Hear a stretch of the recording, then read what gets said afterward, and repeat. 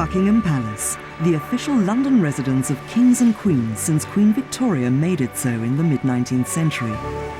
London's most famous building is the trademark of the British monarchy and home of the royal family firm, an endearing term coined by King George VI, who as Bertie Duke of York married his young bride Elizabeth in 1923. From the balcony of Buckingham Palace, he presented his new wife to the cheering crowds. Earlier, in a letter to his mother, Queen Mary, he wrote, "The more I see her, the more I love her." Nearly 60 years later, that young bride, now Queen Elizabeth the Queen Mother, acknowledges the cheers from the same balcony where she had once stood with her young husband. She had a glorious life.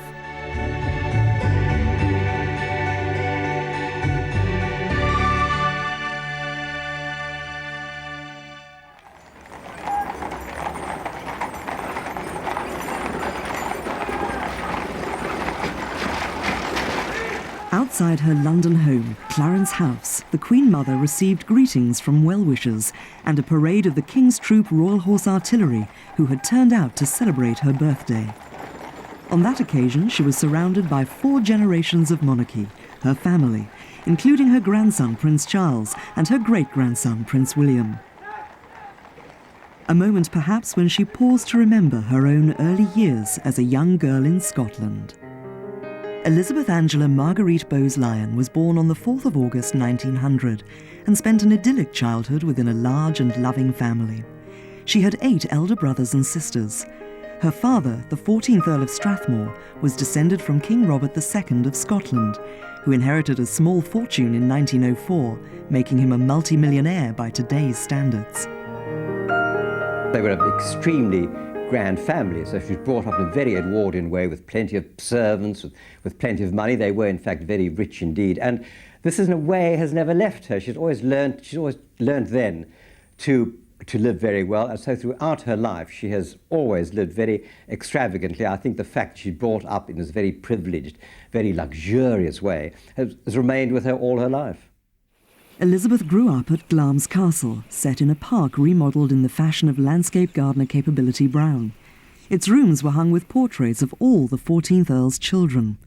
Glamis Castle is one of Scotland's most impressive ancient buildings and was in the Strathmore family from 1372. They were, in a way, an odd family. The father, Lord Strathmore, was something of an old eccentric. The mother had all the charm and the drive that I think the Queen Mother has inherited from her. But they were very close indeed. There were lots of them. The ages ranged over about 20, 25 years. The young Elizabeth was closest to her brother David. They were fun-loving, and together they enjoyed dressing up for dancing lessons at Glamis Castle. They were like a sort of extra little family at the end of the line, and she was very, very close with him. She was very, very fond of him. And both of them were charming children in a very natural way. I think their mother used to call them the 2 little Benjamins. And my father actually was with David Bowes-Lyon, her brother, in the Special Operations Executive during the Second World War. And he told me that David was one of the most unpretentious people you could possibly imagine. No side, no aristocratic hauteur or anything like that. He's just a lovely, lovely man. And I think she was much the same. The First World War broke out in August 1914 on Elizabeth's 14th birthday. It was a traumatic time for the young girl. Her brother Michael was reported killed, wrongly as it turned out. King George V was photographed visiting the trenches in France, but the news from the front was gloomy. Back in Scotland at Glamis Castle, the Strathmore family opened their home to wounded officers, and the young Elizabeth was always there to make them feel comfortable. During the war, Glamis was turned into a convalescent home for officers. So the Queen Mother, she then was Lady Elizabeth Bowes-Lyon, did a little work at the hospital there, and I think it really made a deep impression on her. She was very impressionable at that time. She would have been 14 years old when the First World War started, 18 when it finished. So in fact, in these very impressionable years, it certainly left its mark on her, and I think throughout her life. At her home at Glamis Castle, the young Elizabeth received letters from wounded officers. Always caring and considerate, she took time to reply. Dear Harding, thank you so much for your letter. I'm sorry that you can't find a job. It seems to be very difficult now. She saw, if not the actual business of war, she saw the results of it. And she was a sort of part nurse, part companion, part younger sister. She used to read to them, she used to write letters for them, and she was just with these wounded soldiers. And one of them said at the time that something that's been noticed about her often since then, that when she spoke to you, it was as if you were the only person in the world. Elizabeth was described as a shy little person under her ebullient exterior by her mother, who wanted her to marry an heir to a British dukedom. Instead, Elizabeth took a fancy to the handsome James Stuart, son of the Earl of Moray, who had returned from the war with the Military Cross. As a young Deb, there were plenty of men. Of course, she was a great beauty. One forgets now how lovely she was when she was very young.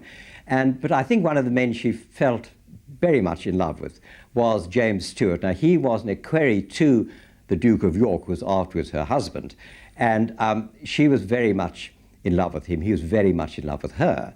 But I think that her parents, particularly her mother, didn't really want to encourage this match, nor did Queen Mary, who was hoping that she would marry her second son, Bertie. So the two mothers got together, and they sent poor James Stuart away to Canada. So he got out of the way so she could then was free to marry the Duke of York. Elizabeth Bowes-Lyon met Prince Albert, Bertie to his family, at a Mayfair ball in 1920, shortly after he was made the Duke of York. 3 months later, Bertie visited Glamis Castle. After the war, she went and did the season, which young girls of her birth did at that time and were still doing now, really. She met him as part of the sort of general getting together of high-born young men and women in what was really a marriage market, but disguised beautifully as socialising. And she met him that way. They all met in that way. They were sort of put together, not like two dogs in a room, but in human terms, socialising was really for the purpose of marriage. Bertie's parents were King George V and Queen Mary. His father believed that fear should govern his children, all of whom were terrified of him. Bertie on the left was their second son. His eldest brother David on the right was always singled out for particularly unpleasant treatment. Queen Mary believed, she believed that it was more important that her husband was the king of her children rather than their father. He was rather bad-tempered and grouchy old codger at the time. And he once said that I was terrified of my father, that is the very genial, apparently, Edward VII, and I'm going to make bloody sure that my children are afraid of me. Now, I don't know if this is actually what he did, but he was a bad-tempered old grouch, and they were frightened of him, and all of them were highly nervous. Many of them suffered from digestive troubles, which is a sign of extreme nervousness. This unhappy childhood took its toll on the young Bertie, later the Duke of York, who was terrified of his father. King George V and Queen Mary were really very bad parents. They were very remote, they were very cold, they really couldn't relate to their children very well. So the sons and the daughter were brought up really by tutors, by nannies. They didn't really have a good relationship with the parents at all. This had a long-term effect on the man who became the Duke of York and who then became King George VI, in that he was born with a stammer, or he developed a stammer as a young man. And the fact that he had this very bad relationship with his father, he was very frightened of his father, this didn't help the stammer in any way at all. He was a very shy man, a very diffident man, a very awkward man, a very gauche man. For a time, Bertie's brother David, heir to the throne, was interested in Elizabeth, but he never fell in love with her, despite her attraction to him. Reflecting his loveless childhood, David was a rebellious, weak man who preferred more sophisticated women. In 1920, while his brother courted Elizabeth, David, now the Prince of Wales, fell for Mrs. Freda Dudley Ward, a married woman with 2 children. He was, after all, the Prince of Wales, and he was off on his own demi-monde, which was not the royal sort of social circle. I don't think that she ever seriously considered him, because at one time when the press got them together, as the press does, they both made a hell of a fuss about it, denying it like mad. In January 1923, Elizabeth and Bertie became engaged. Marriage to his brother was not on. In any case, she preferred Bertie. She was a perfect wife for him. Now, she wasn't really very anxious to marry him because, for one thing, she didn't really want to give up her freedom to lead this rather cloistered, rather confined royal life. And for other things, she wasn't really in love with him. He was an attractive man. He was, in a way, a very diffident kind of man. So I think she was drawn to him because she had a great deal of the strengths where he had the weaknesses. But I don't think it was a love match. I think they became, in the end, a very good partnership, a very good relationship, but it really wasn't, on her part, a great love match. On his part, certainly, I think he was very much in love with her. At 23, Elizabeth was a beautiful young woman described by one unsuccessful suitor as having an indescribable and indefinable atmosphere. On her wedding day, the bride stepped out of the family home in Bruton Street, accompanied by her father. 1 million people lined the streets to cheer the royal couple and celebrate the first royal wedding for 500 years. On that cold, damp Thursday in April 1923, eager eyes from the crowd caught sight of what was described as the simplest wedding dress ever made for a royal wedding. The presents came pouring in. Her future father-in-law, King George V, gave her a suite of diamonds, and Queen Mary a sapphire and diamonds from her own collection. Wedding dresses were very fashionable then. I mean, they reflected absolutely the period of fashion of 1923. It was made of an extraordinary fabric, which I must say puzzles me enormously, which is chiffon moire, which is almost a contradiction in terms. And it was not a regal wedding dress. It was not a royal bride's wedding dress, but it was a sort of a fashionable, aristocratic, young... I mean, it was perfect for exactly who she was. It was the right dress. But, I mean, looking back, it was a very curious shape. But all dresses at that time were curious shapes. I mean, it was a medieval shape with a square neck and these bands of silver lame sort of seeded with pearls going this way, and then a long band going to the floor. So it had this odd medieval look mixed with the 20s sort of straight shape.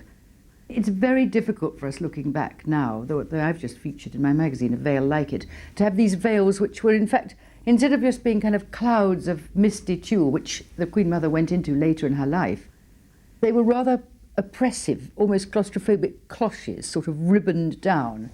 And she's kept that element later in her life with her hats, but that in private too.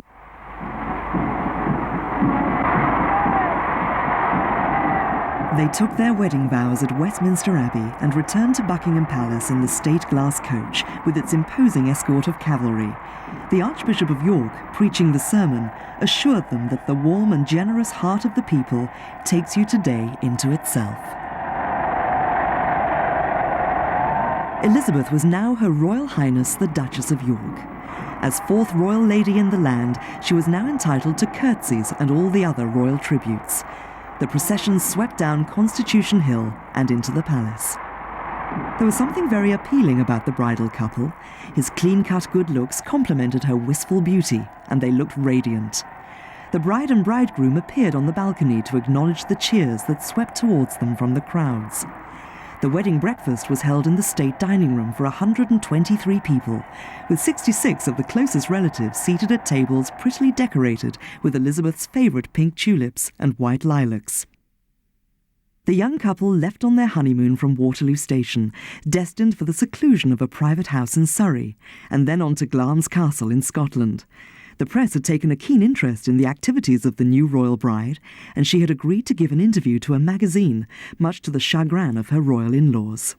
The interview she gave, which she sort of did because she was a nice, outgoing, newly married young woman, was to a magazine, and she was giving away a few of what King George V, her father-in-law, had considered to be royal secrets, like what they had for breakfast and what the colour of the furniture was.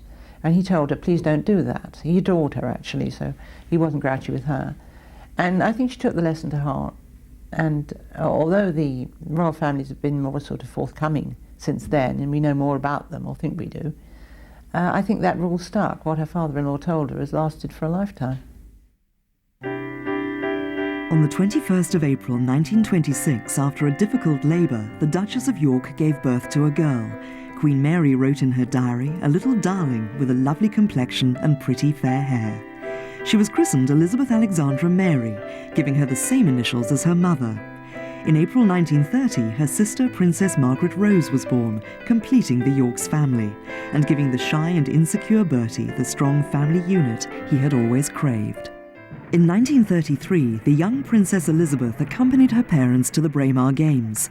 The Duke and Duchess adored their daughters, and Bertie was determined that they should look back on their childhood as a golden time. Meanwhile, Bertie's brother David, Prince of Wales, was enjoying himself. When not travelling around the world as the King's envoy, he mingled with London's society set. He enjoyed close relationships with some of the most beautiful women of his day, including Lady Thelma Furness. But by 1933, there was a new love in David's life, Mrs. Wallis Simpson, an American divorcee. Already into her second marriage, the couple were brought together after he invited Wallis and her husband to join his party of royal friends for a cruising holiday close to Biarritz. Wallis and her husband Ernest, her then husband, were social climbers, and you can't get higher than the Prince of Wales. I mean, they won't go into a sail at the very top of the tower and get the King and Queen, but the Prince of Wales would do very nicely. I think actually the social climbing aspect was more important to her. If she fell in love with him, which I'm sure she did, at some time, what got her there was the efforts at social climbing, which were of course highly successful. In 1935, the Duke and Duchess of York, with their two young daughters, attended King George V's and Queen Mary's Silver Jubilee celebrations. Spectacular scenes and a spontaneous show of affection greeted the King and Queen as they drove through the streets of London.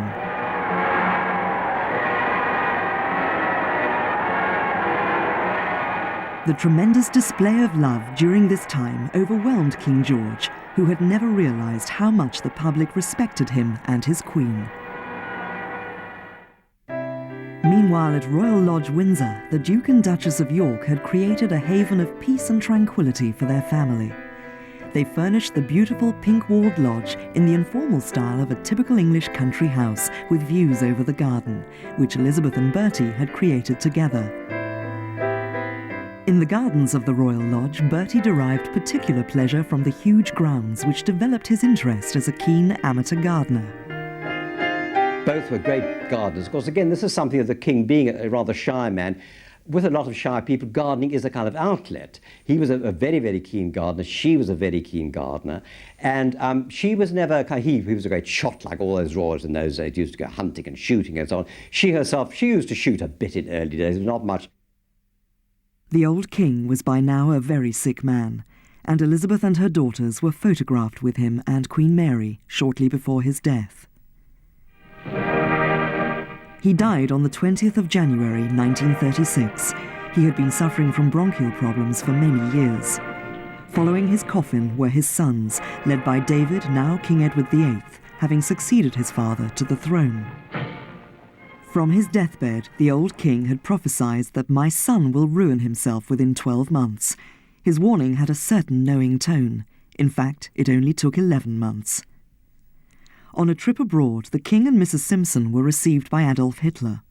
The British public were kept in the dark about his activities with a married woman. Wallis was kept very much under wraps at first. I mean, the family were aware of her, but she was sort of persona non grata, and David had to go through all sorts of devices to get her even through the gates of Buckingham Palace. And I don't think Elizabeth knew her until she suddenly reared her head as the great obstacle to Edward's remaining king. That, of course, meant that her husband was going to become king in his stead. And at that point, I don't think she thought very fondly of Wallis. They were very different people. I mean, Wallis was hard, shiny, bright, typically brash American, cool, cold. And Elizabeth was aristocratic, but relaxed in the nice English aristocratic way. I don't think they would have got on together at all anyway. Well, the Duchess of York hated Wallis Simpson because they saw her, she and the rest of the royal family saw her as a kind of brazen, adventurous. The fact that she was American didn't matter because he could have, the future King Edward VIII could have married anyone he liked. I mean, if she was American and unattached, he could have married her, that would have been fine. But she was a woman with two husbands living, divorced from two husbands, and they saw her as a kind of go-getter. They thought she's simply after him. They were sure she wanted to be queen. And so they very much resented her. They saw her as kind of shop-soiled in a way, and that she wasn't really in any way good enough. She didn't have this kind of grand didn't matter, but she didn't have this kind of unsullied background that was necessary for a future Queen of England. So they didn't enjoy her at all. They found her very, very pushy. There's a story that once, when by then he was King Edward VIII, and he was at Balmoral, and by then Wallis Simpson was acting as his hostess. She simply acted as though she was already, his queen.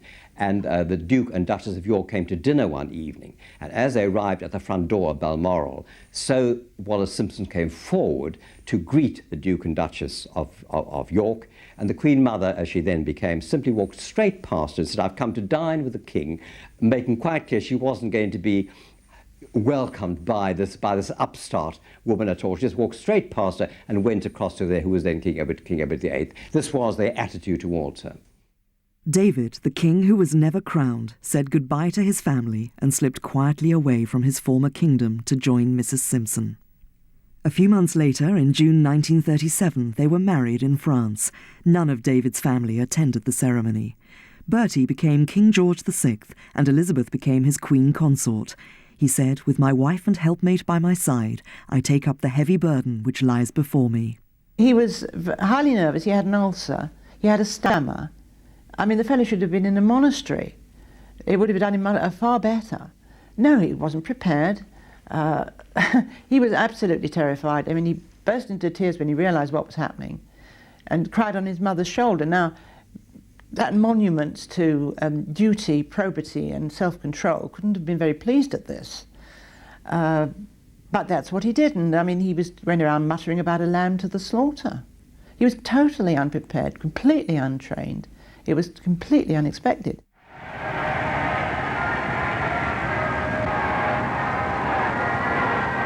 Coronation Day, 12th of May 1937, was a tremendous ordeal for Bertie. The new king opted for the same date already arranged for his brother's coronation, saying sardonically, "Same date, different king." The pouring rain did nothing to dampen anyone's spirits.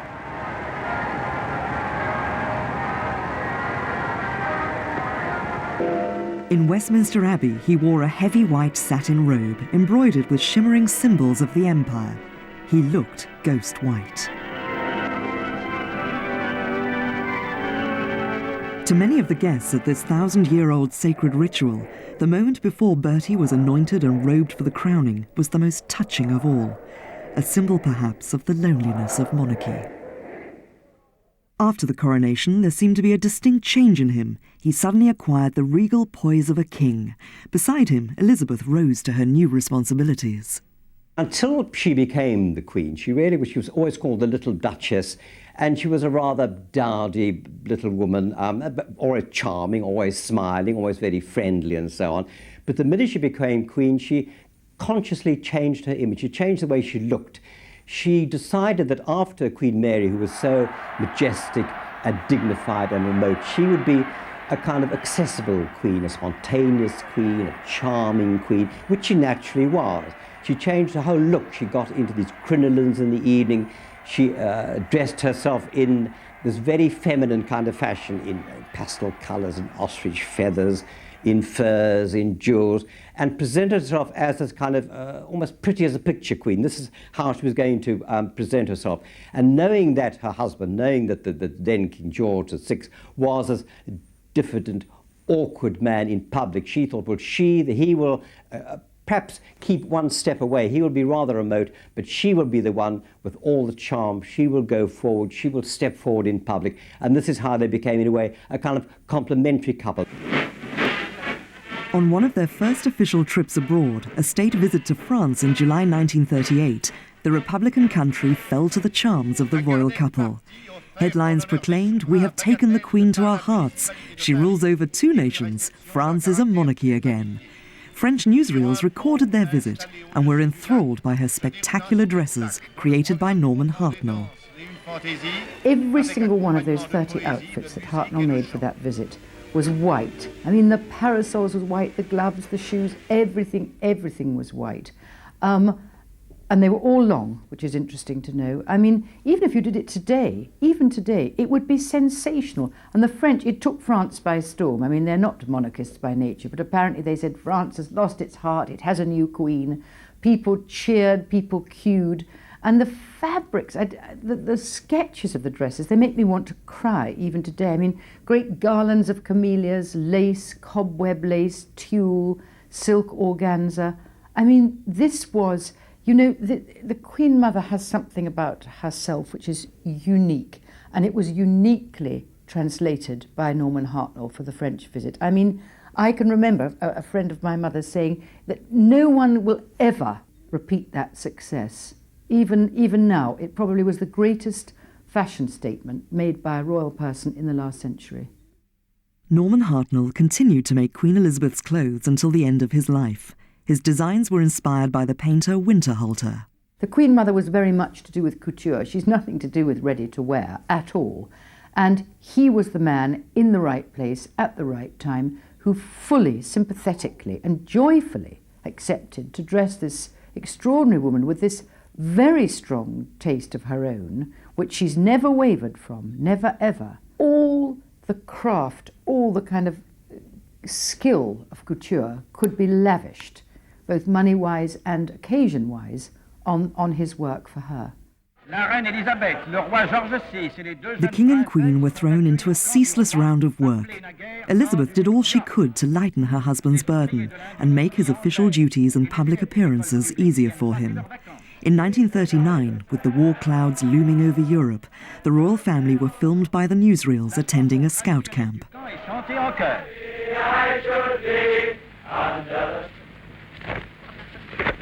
under the bed. If I on my bed. If I on my bed. If I on my bed. I should be under.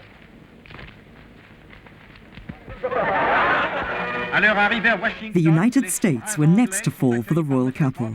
It was 1939 when the King and Queen embarked on a 6-week royal tour of the continent, the first reigning monarchs to set foot in North America.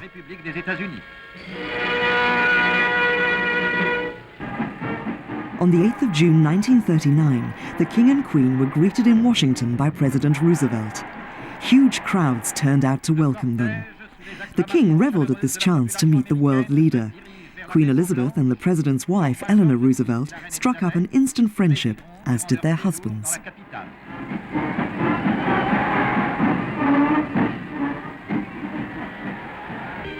Their visit was a triumph which was to have far-reaching effects for Britain in the darkest days of World War II, a relationship which would prove invaluable. Here, as in France a year before, the American people were captivated by Elizabeth's dignity and grace, and particularly charmed by Norman Hartnell's elegant creations. Their tour included a visit to Canada, much loved by Bertie's father. Despite initial apprehensions, they received a warm welcome, even among the French-speaking population. In performing his public duties, the King was regularly called upon to make speeches, but his speech impediment made this a grueling experience. It really was very bad. It wasn't exactly a stutter, it was a stammer. He simply couldn't get certain words out. He couldn't pronounce certain letters. So she then encouraged him to go to a speech therapist, a man called Logue, who helped him. She would go with him to every lesson that he had, and she encouraged him. For a man with a stammer, a speech in French to the people of Quebec was a particularly terrifying experience.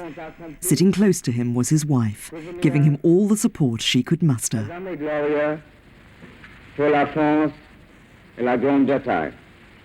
He was standing there, and he couldn't see her. She was sitting behind him, at the side of him, but behind him.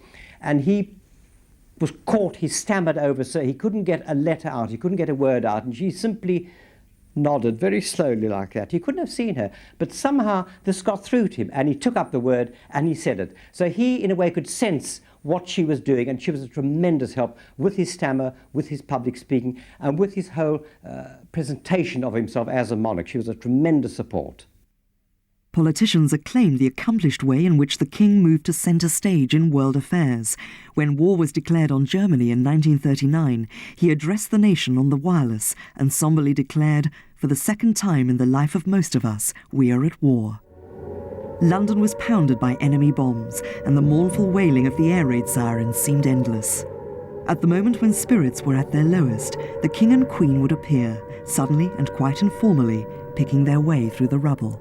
Mainly, I think, the way they identified themselves with the public suffering. Whenever there were bombing raids, wherever there was any kind of thing like that, out they would go the following day. They would speak to the people who'd suffered, and they were very, very good identifying themselves with the public. The spirit of the people was absolutely wonderful. They'd say, well, no use grumbling, or Adolf isn't going to get us down. She said we would come back feeling tremendously cheered up by the spirit of the people. And I think this is what gained them this tremendous popularity during the war. They had what is called a good war.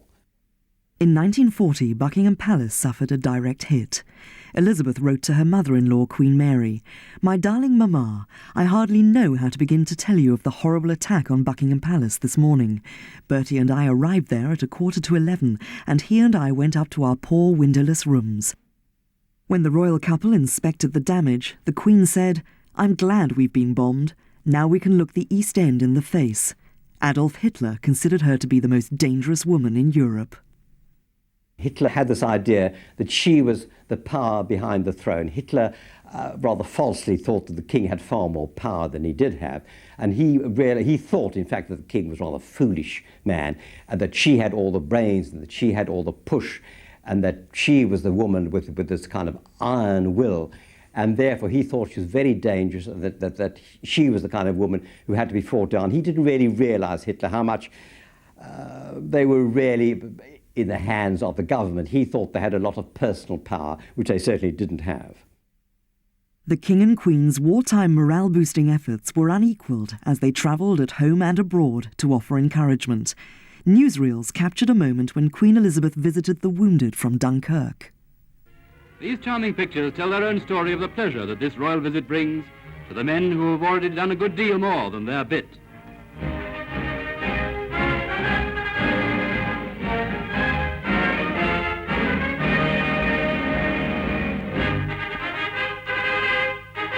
The Queen is glad to learn that the men will also be visited by their relatives. May the presence of their loved ones help to make them well again. On her many visits to the bomb-damaged sites, Queen Elizabeth, dressed in an elegant and dignified manner, made no apology for always looking smart. She said, quite honestly, if the poor people were coming to see me, they would certainly look their best, and I shall look my best for them. And I think that's a genuine thing of how she thinks. She likes to look her best. She does to this day. She always has, and she always will. Hats became her trademark. As a member of the royal family firm, her face had to be visible to the public. She incorporated in their design emblems that reflected the war effort, like the winged insignia of the Royal Air Force. She liked to say she only got normal rations, but in fact she did get more clothing coupons than most, by a large chalk. But the fact is, she would always wear a hat. I mean, it was unacceptable, I think, for her not to wear a hat. She couldn't have borne to go out. She would not have been dressed. But, I mean, obviously it reflected the sacrifices people were having to make. The hats were much smaller, and they were made of much, much sturdier, more useful, I mean, cheaper, really, I suppose. Less fancy fabric, felts and wools and tweeds, and a lot of felt, because felt works very well for a hat. Moments of calm at the height of the war were few and far between. During such times, the King and Queen would retire to Windsor to relax with their daughters. It was often suggested that the royal family should leave the country, but Queen Elizabeth dismissed the idea quickly, saying that they were needed in Britain. Princess Elizabeth was often seen in uniform. Finally, when the King and Queen were utterly exhausted by the rigours of everything they and the country had gone through, the long years of the war drew to a close. The war made King George VI and Queen Elizabeth, because for one thing they stayed in England. She said to me, they never occurred to us to leave. I think in fact there were plans made to get them away if there'd been a German invasion. On the 8th of May 1945, victory in Europe was declared and the people celebrated.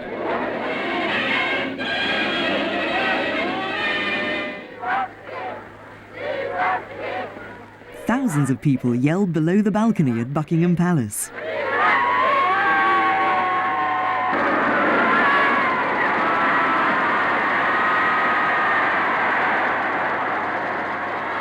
At times during the war, the royal family had unified the people, so close had they become to the nation.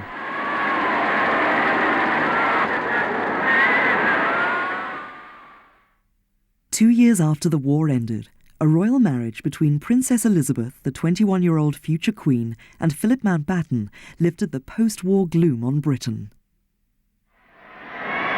3 generations of royalty acknowledged the crowds on the same spot where Princess Elizabeth's parents had stood 24 years before.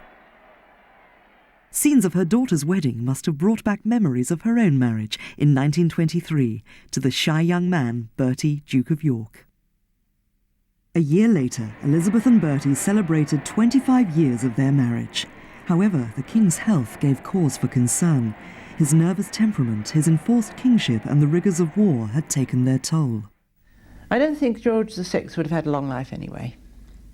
He smoked too much, his health was bad, and I don't think being forced into the role of king was all there was to it. I mean, it was obviously a great shock to the system. But I think what really did him in was the Second World War, coming so soon afterwards, only 3 years after he became king. That was a tremendous strain on him. But in his state of health, in his state of nerves, I don't think he'd have lasted long anyway. King George VI died on the 6th of February 1952, aged 57. On the day of his funeral, the coffin was covered with the royal standard and a wreath bearing the message, "Darling Bertie," from his loving Elizabeth. Following behind the coffin was his eldest brother David, whose abdication in 1936 had forced the crown onto his brother. David followed as a member of the royal family, although his wife Wallis, who had never been accepted as one of them, was not invited. In the eyes of the royal family, she had been the cause of much distress, even perhaps responsible for shortening Bertie's life. Wallis was nearly, in the view of the royal family itself, nearly brought down the House of Windsor. The Windsors didn't think they were going to survive the abdication, they themselves. I don't think there was any reason for the Queen Mother, who was by then a widow, to forgive Wallis anything at all. I mean, she didn't come out and say that woman was a tart, she ruined my life, I hate her, because that's not the way the Queen Mother works. But I don't think there was any basis for her to forgive Wallis at all, and I don't think she did. Elizabeth, still young at 51, requested that she be allowed to continue the work that she and her husband had sought to do together. At her daughter's coronation in 1953, Elizabeth, now officially the Queen Mother, became the second queen in British history to watch the crown being placed on the head of her child. She rode in a glass coach with Princess Margaret. Glittering from top to toe in diamonds, she regally played the second lead.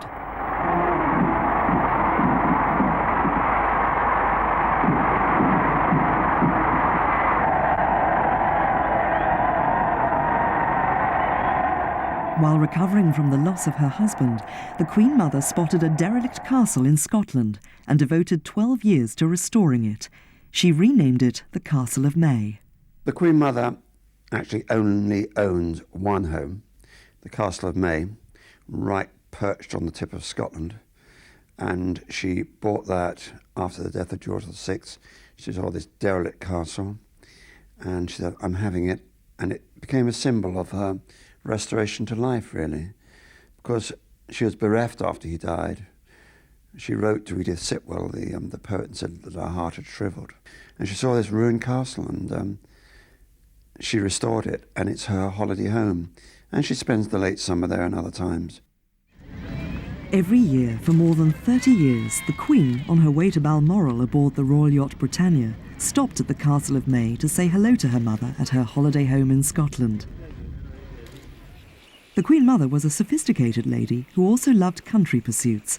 Salmon fishing was her lifelong hobby.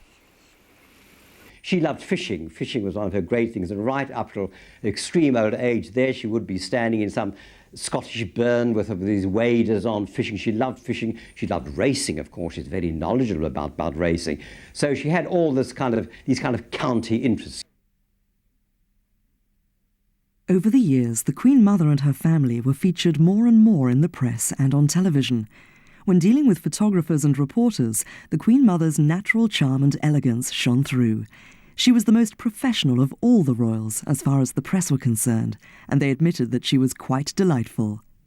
The new Queen found her mother's constant advice and good humour was just the support and strength she needed in her new and difficult task. She said she has been the most marvellous mother, always standing back and never interfering. In fact, when Princess Margaret fell in love with a divorced man, the Queen Mother allegedly avoided her daughter's problems, fearing a rerun of the abdication crisis.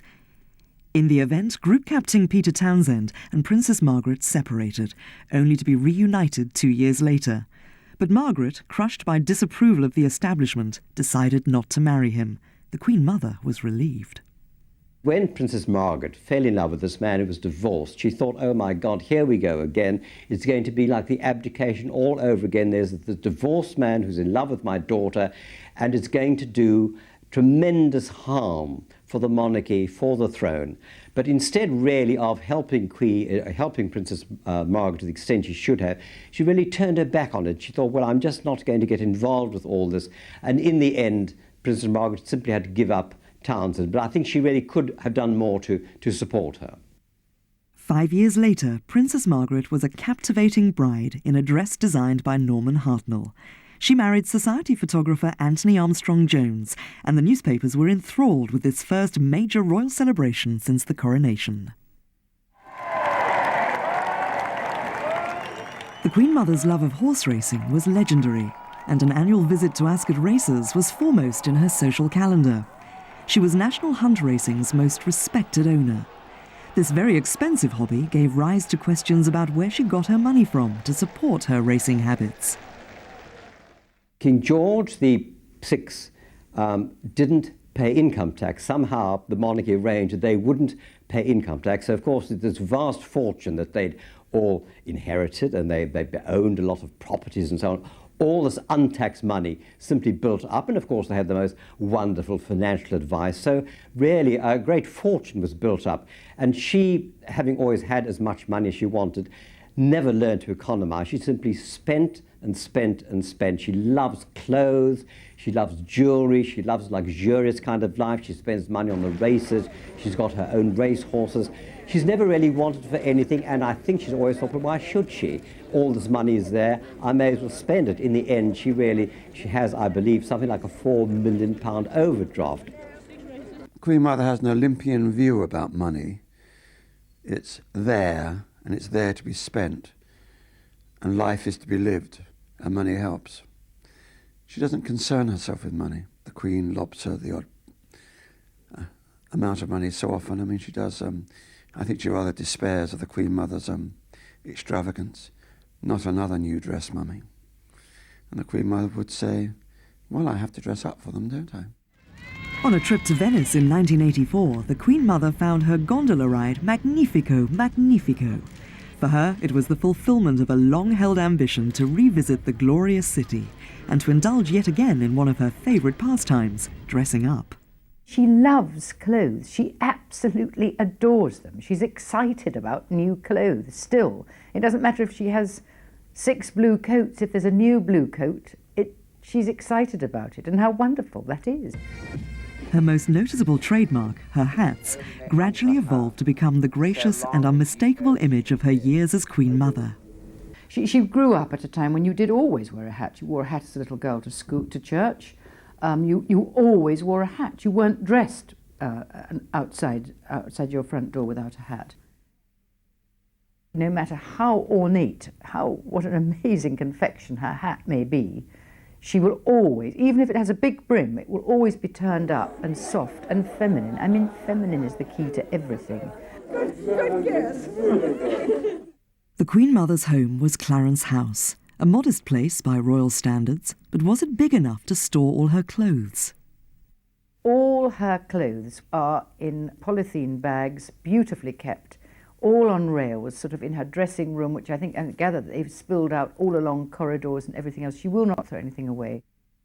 Her dignified appearance enthralled millions of people for as long as they could remember. The good and the great always turned out to meet the grand old lady. Always elegant and dignified, she knew when to enjoy herself. Off duty, she was a lively companion. At home, she entertained a wide circle of friends. Clarence House, where the Queen Mother lives just off the Mall, is littered with works of art, modern, impressionist, I think some classic stuff too, sculptures, and it has a wonderful, comfortable clutter too, very much a home. Lots of photographs, lots of mementos, a reflection of 100 years. She loves to entertain, loves to have people with her, loves to eat in the open air, and they set out the table in the garden of Clarence House in what she calls my green rooms, under the trees, and the table is laid with the most wonderful china and glass. She's always lived in great style, and having reached this advanced age, she feels, why shouldn't she live in this great style?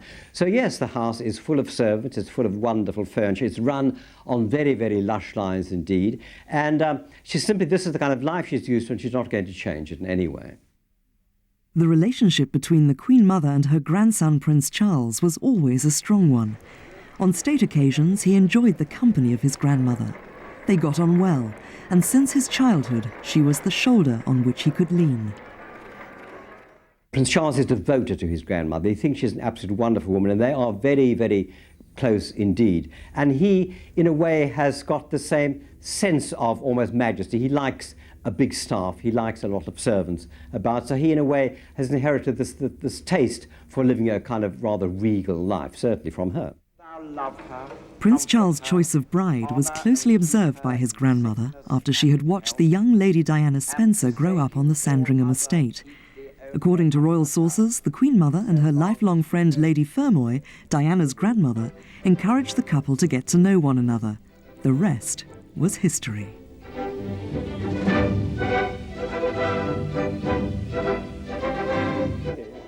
"11 months after their wedding, the 20-year-old Diana gave birth to her first child, Prince William.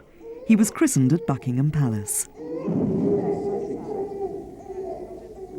On formal royal occasions, the Queen Mother and Princess Diana made a pretty picture. But behind these images, the experienced Elizabeth did not approve of Diana's unpredictability.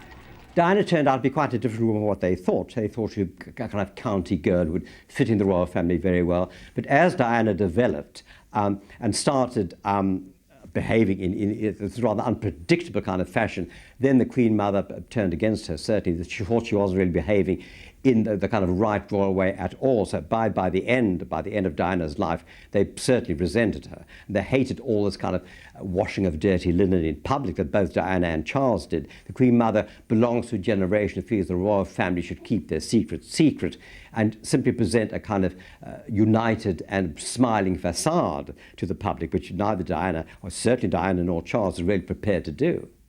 The Queen Mother was a widow for longer than a wife, but she created for herself exactly the kind of life Bertie would have wanted for her. By dedicating herself unselfishly to her duties, her family and friends, she veiled her loneliness. As a major power behind the throne, the Queen Mother was one of the main reasons why Great Britain still has a monarchy. There will never be another monarch who will have seen such enormous changes both in the country and society, in the world. She saw the great years of the British monarchy change, possibly not irreversibly, possibly irreversibly and irrevocably, I think. She really did step back from being a prime mover in royal circles, in policy, in the image of the royal family, once she stopped being the Queen Consort. It was a gracious thing to do, it was a wise thing to do. I mean, the last thing you want is an interfering royal mother-in-law. The Queen Mother's been unique in that she is a woman who has never put a foot wrong. With the royal family, they're either colourful or they're conscientious, with so many of the members. She's been both. She's been a woman who is a very colourful, very charismatic figure, but has always behaved herself, always been very dignified. So I think she really has achieved something unique in the present royal family.